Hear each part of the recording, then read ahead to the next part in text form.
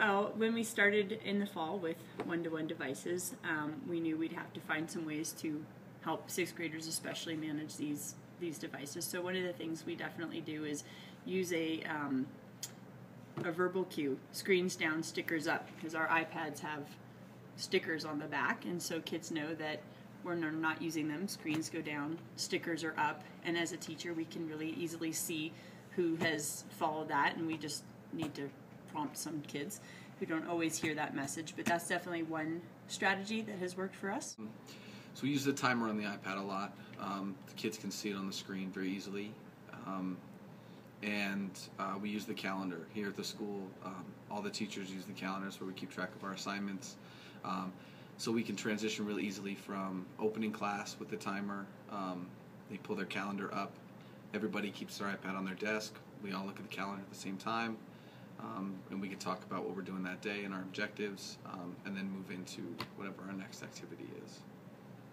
Another piece that helps too is we always have students keep their iPad on their desk so that it's visible at all times, whether that's screens down, stickers up, or when it's in use.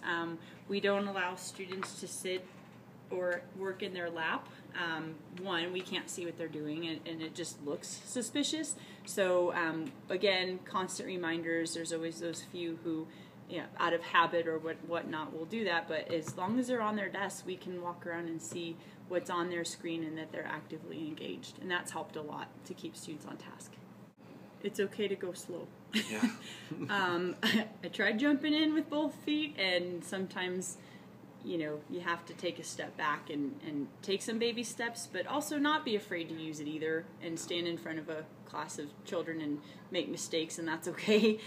Either one, they'll help you, two, you'll figure some things out, and it's really not the end of the world if something crashes and burns. It's just you start again the next day and figure something else out. So going slow will help, but not being afraid to use it either, and it's not going to be perfect, and that's okay. It's not all going to work.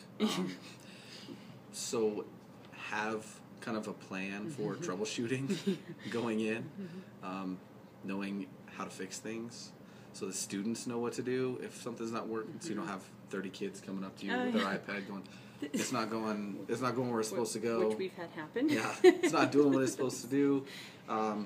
Troubleshooting tips, and you don't have to do everything on your iPad. Right.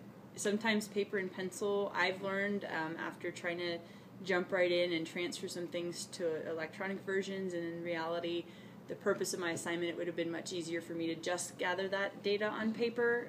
In the time it took for me to dig through it all on the iPad, it would have just been easier to sort through. So kind of understand what is the purpose of using this versus what am I really trying to get out of this assignment, and knowing that helped me, and I learned it's okay to just do that the way I always have done it and try something different on the iPad.